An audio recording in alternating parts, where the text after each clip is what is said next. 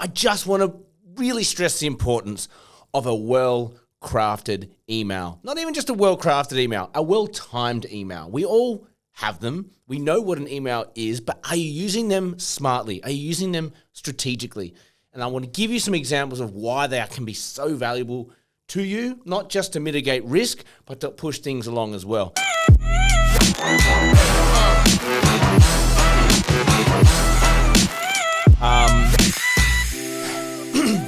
We know what an email is. I'm not going to explain what it is.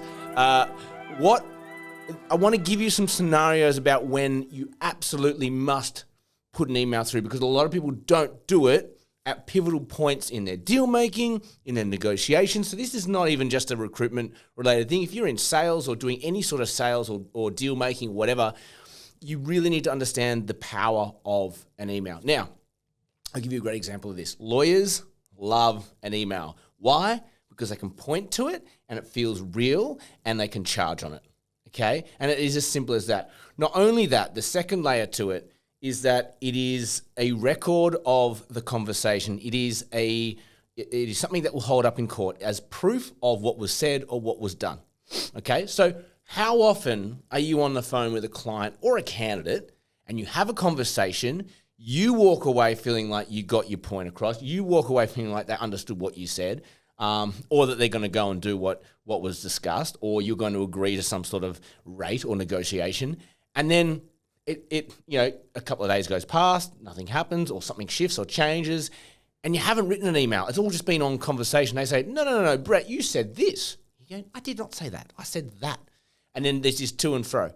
This is a very good example of where an email could have just saved all of that hassle. So let me just walk you through some logics, right? One, if you're having a fee negotiation, if you're having any sort of like dispute or any sort of like factual conflict where basically you need to agree on something, if you get to a point in that email where you're like, yep, we're in agreement, that sounds great, you just end up by saying, I'll pop that on an email and just to confirm what we've talked about. And just doing it there and then, boom, boom, boom, and sending it, it's there, and it's there for the stand of time, right? And if there is an issue, they can come back on that.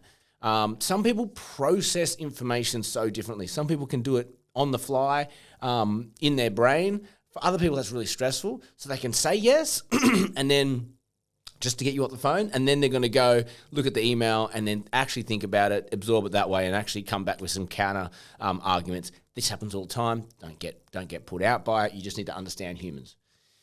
But the reason why I wanted to pull this episode together was more around the strategic use of emails, because I think we all understand that putting stuff on email is black and white. It also gets you out of trouble. If you do have to go to court for anything, you can go back through your records and go, well, here's all the conversations that we've had.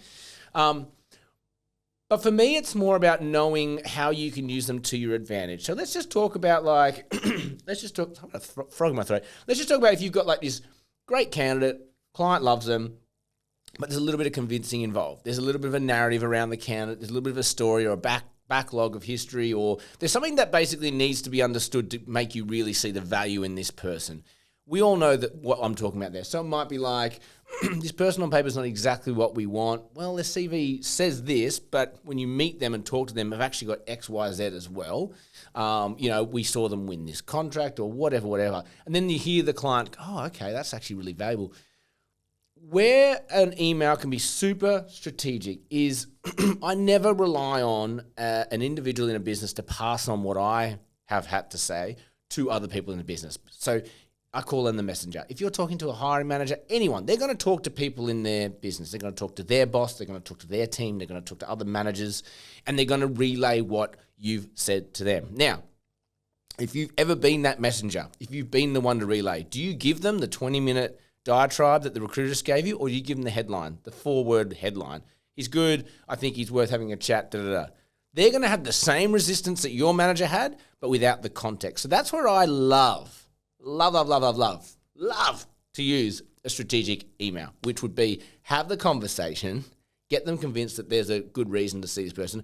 I'm going to pop all those notes in an email for you. See, my view is that you can just pass this on to the hiring managers internally. One, you get your message across. But two, your client's going to love you because they're going, oh, okay, you've just done my job for me. Yes, please do that. I can just flick it on.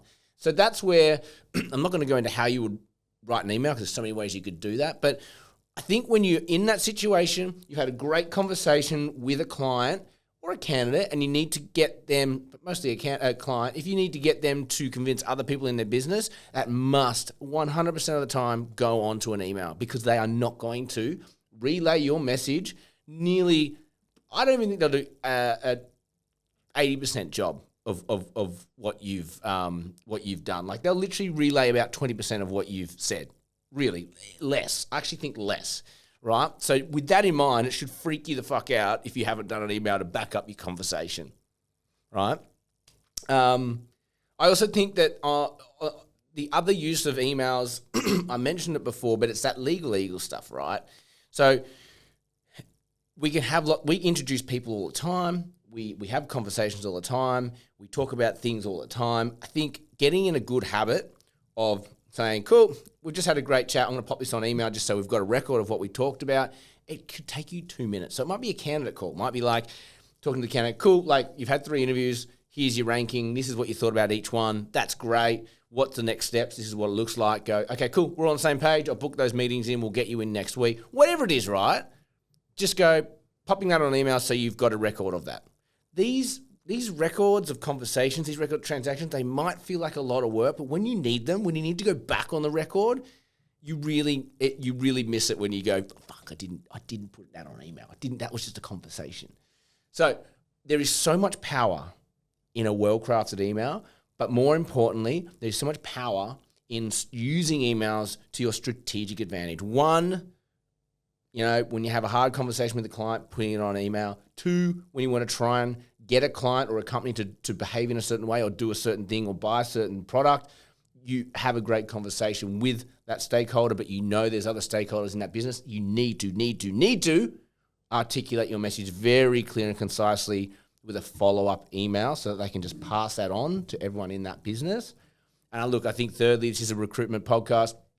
Candidates, man, just like, people perceive and communicate things so differently, right? Not all of us, not everyone you work with are, as outgoing and sort of on the spot as recruiters are. We are trained to be able to just roll with the punches, to kind of go with, what's happening on the phone. We want to be on the phone. We're energy people. We like people, but our candidates aren't always like that. Unless you're in sales, most candidates aren't like that, right? So a lot of them are going to love the email because they're going to feel like they can digest it.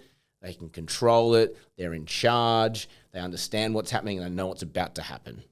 So you got to keep these in mind. So emails for me, they're actually less about information. I have freaking like 12,000 unread emails because it's just like spam. It's like marketing. It's like do this. It's like whatever.